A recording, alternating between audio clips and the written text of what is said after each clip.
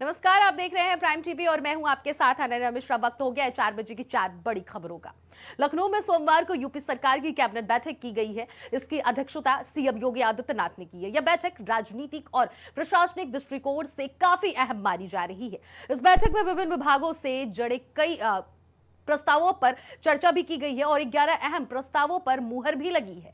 Cabinet की बैठक में राज्य विकास योजनाओं, निवेश, अधोसंरचना और कल्याणकारी नीतियों से जुड़े अहम फैसले पर लंबी चर्चा हुई है, जिसमें राज्य कर्मचारियों से जुड़ी ट्रांसफर नीति 2025 से 2026 का कैबिनेट से अनुमोदन हुआ है।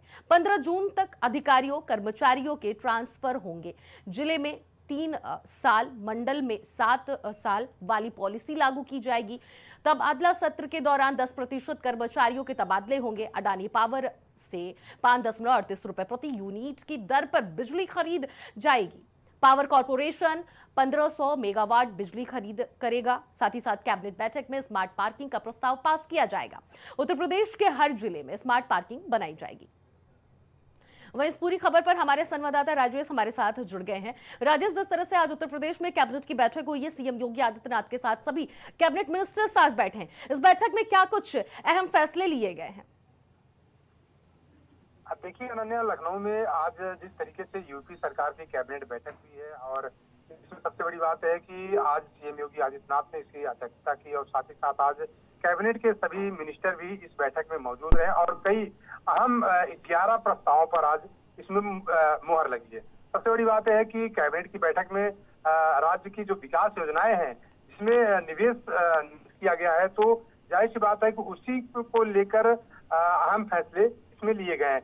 इसमें राज्य कर्मचारियों से जुड़ी ट्रांसफर नीति 2025-26 का कैबिनेट में अनुमोदन हुआ है। साथ ही साथ 15 जून तक अधिकारियों कर्मचारियों के ट्रांसफर किए जाएंगे।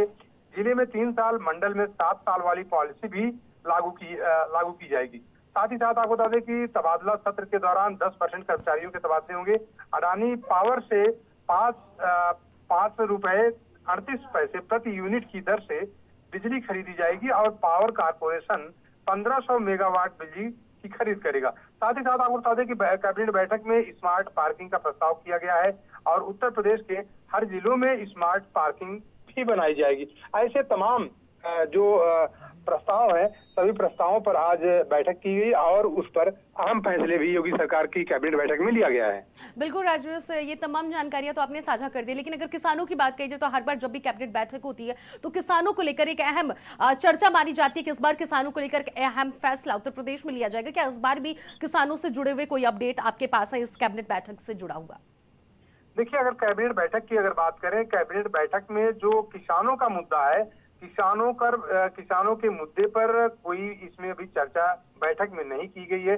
लेकिन सबसे बड़ी बात है कि जो 5 रुपए 38 पैसे प्रति यूनिट की दर पर जो बिजली खरीदी जाएगी, हो सकता है कि बिजली को लेकर किसानों को या मतलब आम जनता को कुछ राहत मिल जाए। लेकिन फिलहाल अभी अगर बात करें किसानों की जो खेती से संबंधित जो मामले हैं, उन खेती से संबंधित किसी भी मुद्दे पर कोई फैसला नहीं लिया गया। लेकिन किसानों के लिए बिजली की क्या उपलब्धता किस तरीके से रहेगी, किस तरीके से बिजली सस्ती की जाएगी किसानों के लिए, इसको लेकर देखा जाए तो इसमें व्यवस्था कुछ बदलाव किए जा सकते हैं। बिल्कुल राजेश, और जिस तरह से अगर बात कही जाए मॉक ड्रिल को लेकर, इस वक्त जोरों शोरों से पूरे भारत में तैयारी चल रही है।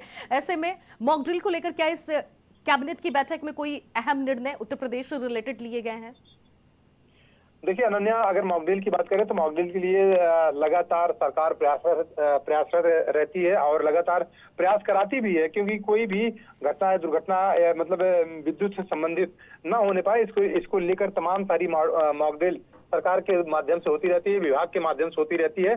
इसको लेकर तमाम सारी देखा जाए तो हर जो प्रदेश है, हर प्रदेश के मतलब प्रदेश के हर जिलों में मॉकड्रिल की जाती है। इसको लेकर जो विभाग है, विद्युत विभाग भी बिल्कुल इस पे अलर्ट रहता है। स्मार्ट पार्किंग को लेकर आपने जिस तरह से अपडेट दिया राजेश, उससे आम जनमानस में किस तरह से लाभ देखने को मिलेगा? देखिए, अगर स्मार्ट पार्किंग की बात करें तो स्मार्ट पार्किंग अगर हर जिले में अगर की जाती है, जिस तरीके से सरकार के कैबिनेट की बैठक में जिस तरीके से प्रस्ताव में पास किया गया, तो जाहिर सी बात है कि स्मार्ट पार्किंग से बिल्कुल बात सही है कि लोगों को सुविधाएं मिलेंगी, क्योंकि देखा जाए तो हर जिले में जिस तरीके से अव्यवस्थाएं रहती हैं यातायात को बाधित करने के लिए, क्योंकि ट्रैफिक की वजह से तमाम सारी समस्याएं खड़ी होती हैं। तो मुझे लगता है कि जिस तरीके से स्मार्ट पार्किंग की व्यवस्था सरकार के प्रस्ताव में की गई है, तो मुझे लगता है कि लोगों को जाम से निजात मिलेगा, लोगों को सुविधाएं मिलेंगी, क्योंकि बहुत सारी ऐसी चीजें होती हैं कि जाम की स्थिति में अगर कोई मरीज है, मरीज को भी समस्या होती है। कहीं कभी कभी ऐसा देखा गया कि जाम की स्थिति में मरीज जो है जाम में फंसने की वजह से दम तोड़ देता है।